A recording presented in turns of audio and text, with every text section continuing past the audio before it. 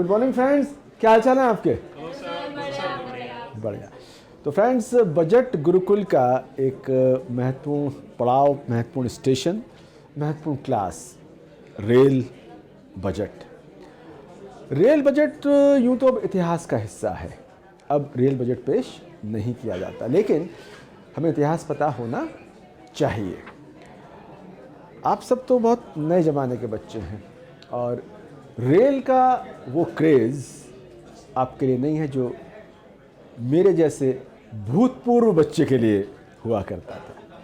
Rail का भारतीय फिल्मों में, भारतीय गानों में, भारतीय जनजीवन में बहुत भारी इम्पोर्टेंट रोल रहा है। इतना इम्पोर्टेंट कि रेल के लिखे गीतों पे हम पूरा एक अलग से प्रोग्राम कर सकते हैं कि हम बात कर रहे हैं आज बजट की। रेल बजट अलग से पेश होता था। रेल बजट का एटीट्यूड कुछ अलग होता था। भारत मूलतः कृषि प्रधान देश है, लेकिन कभी भी कृषि का बजट अलग से नहीं बना। बजट खाली बना रेल का।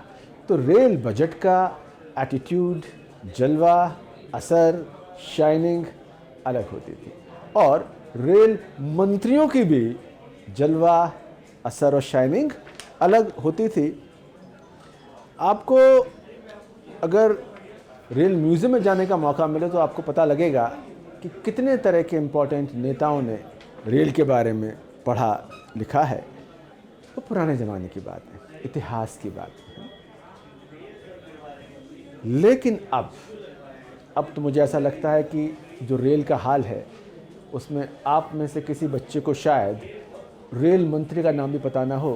बताओ हमारे रेल मंत्री का नाम क्या है?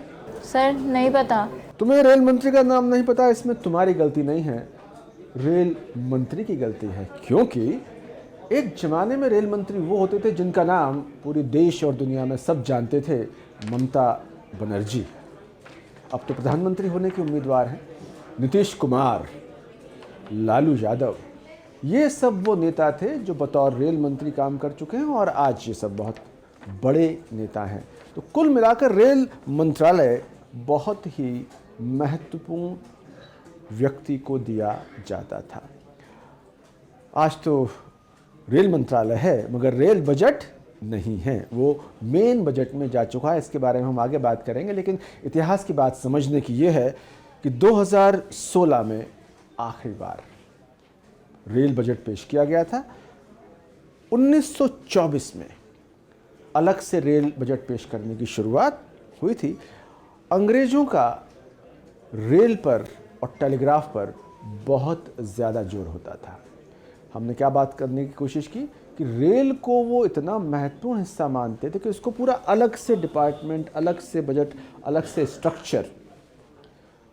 रेल और टेलीग्राफ के जरिए उन्होंने बहुत हुकूमत की, लेकिन जैसा हमने कहा कि अब रेल बजट अलग से पेश नहीं होता, वो मुख्य बजट का एक हिस्सा होता है और ऐसा हिस्सा होता है जिस पर अब आमतौर पर चर्चा नहीं होती। सर, रेल बजट को मुख्य बजट में शामिल क्यों किया गया सर? रेल बजट को मेन बजट में क्यों मिला दिया गया, ये सवाल जितना अर्थशास्त्र का है, जितना बजट का है, उतना राजनीति का है। एक ज़माने में रेल बजट अलग से आया करता था, उस पर अलग चर्चा होती थी, टीवी डिबेट, पैनल डिस्कशंस अलग होते थे और बड़ी मारधाड़ होती थी उसमें। मारधाड़ ये होती थी कि रेल मंत्री अगर बंगाल की हैं तो बंगाल की तरफ की बहुत सारी गाड़ियाँ चल निकली, और रेल मंत्री अगर बंगाल की हैं तो उनकी इच्छा होती थी कि दिल्ली से मथुरा भी अगर कोई नई गाड़ी चले वो वाया कोलकाता होके आए, या अगर कोई रेल मंत्री राजस्थान का है तो वो दिल्ली से जोधपुर की जितनी भी यात्रा हो वो सुनिश्चित करे कि एक ट्रेन के जरिए नहीं बल्कि 20 ट्रेन के जरिए हो। यानी कुल मिलाकर ये अपने अपने राज्यों में, अपने अपने इलाकों में नई नई ट्रेन, नई नई सुविधाएं लाने का एक उपक्रम था। सरकार को समझ में आया कि रेल का अर्थशास्त्र राजनीति से ज़्यादा चल रहा है, इसमें इकोनॉमिक्स का लॉजिक नहीं है, इसको रिफॉर्म करना पड़ेगा, इसको चेंजेस लाने पड़ेंगे। चेंज लाने का सबसे शानदार तरीका है कि चुपके काम कर दो, इस पर कोई चर्चा ना हो। तो अब आप देखें क्या होता है, मेन बजट में आता है, सारी मारधाड़ चर्चा किसकी होती है, मेन बजट की। इसमें हल्के हाथ से रेल पे क्या कर दिया गया है ये आमतौर पर पकड़ में नहीं आता, और जब तक पकड़ में आता है तब तक 3, 4, 5, 6 दिन हो चुके होते हैं। तो आप ऐसा कह सकते हैं कि रेल बजट को मुख्य बजट में मिलाने की आर्थिक वजह ये थी कि बहुत सारे चेंजेस करने थे, मगर इन चेंजेस पे चर्चा ना हो, इसलिए आप मिला दो, मिला जुला अफोर्ड कर लो, और उसके बाद इस पे डिबेट डिस्कशन अब लगभग ख़त्म हो गया है।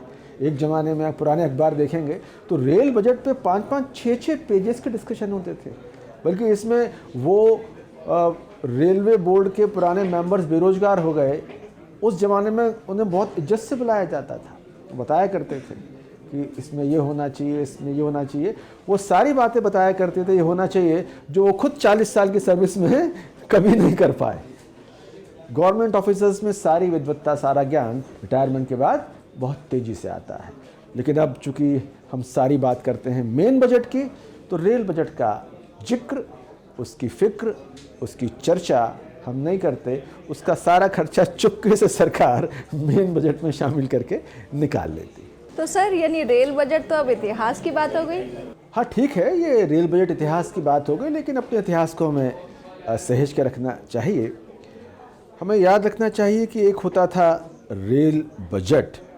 आज़ाद भारत में पहला रेल बजट जॉन मथाई साहब ने प्रेजेंट किया था। आखिरी बजट 2016 में सुरेश प्रभु ने पेश किया था।